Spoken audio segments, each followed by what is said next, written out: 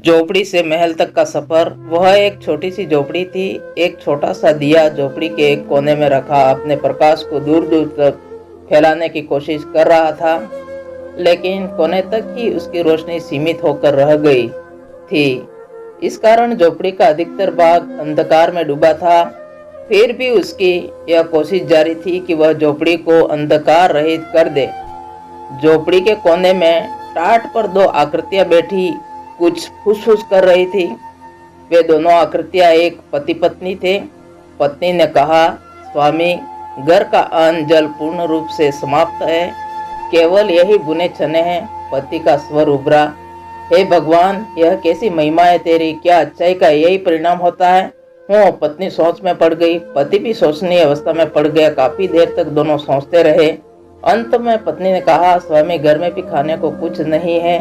निर्धनता ने हमें चारों ओर से घेर लिया। आपके मित्र कृष्ण अब तो मथुरा के राजा बन गए हैं। आप जाकर उन्हीं से कुछ सहायता मांगो। पत्नी की बात सुनकर पति ने पहले तो कुछ संकोच किया, पर फिर पत्नी के बार बार कहने पर वह द्वारका की ओर रवाना होने पर सहमत हो गया। सुदामा नामक उस गरीब आदमी के पास धन के नाम पर फूटी कोड़ी भी ना थी और ना ही पैरों में जूतियां, मात्र एक धोती थी जो आधी शरीर पर और आधी गले में लिपटी थी। धूल और कांटों से भरे मार्ग को पार कर सुदामा द्वारका जा पहुंचा। जब वह कृष्ण के राजभवन के द्वार पर पहुंचा तो द्वारपाल ने उसे रोक लिया। सुदामा ने कहा, मुझे कृष्ण से मिलना है। द्वारपाल क्रुद्ध होकर बोला, दुष्ट महाराज, कृष्ण कहो। सुदामा ने कहा, कृष्ण मेरा मित्र है। यह सुनते ही द्वारपाल ने उसे सिर से पांव तक गिरा और अगले ही क्षण वह हंस पड़ा।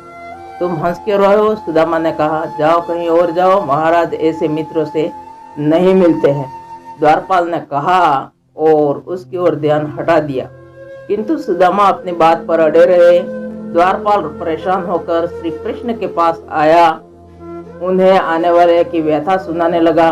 सुदामा का नाम सुनकर कृष्ण नंगे पैर ही द्वार की ओर दौड़ पड़े। द्वार पर बचपन के मित्र को देखते ही वे फूले न समाये। उन्होंने सुदामा को अपने बाहों में भर लिया और उन्हें दरबार में ले आए। उन्होंने सुदामा को अपनी राजगद्दी पर बिठाया, उनके पैरों से कांटे निकाले, पैर धोए। सुदामा मित्रता का यह रूप प्रथम बार देख रहे थे। खुशी के कारण उनके आंसू रुकने का नाम नहीं ले रहे थे। और फिर कृष्ण ने उनके कपड़े बदलवाए। इसी बीच उनकी धोती में बंधे बुने चनों की पोटली निकल कर गिर पड़ी। कृष्ण चनों की पोटली खोलकर चने खाने लगे। द्वारका ने सुदामा को सम्मान मिला, किंतु सुदामा फिर भी आशंका से घिरे रहे, क्योंकि कृष्ण ने उन्हें सम्मान नहीं दिया, कुछ दिया नहीं। फिर चलते समय भी ना तो सुदामा उन्हें अपनी व्यथा सुना सके और ना ही कृष्ण ने कुछ पूछा। वह रास्ते भर मित्रता के दिखावे की बात सोचते रहे। सोचते हुए वे अपनी नगरी में प्रवेश कर गए।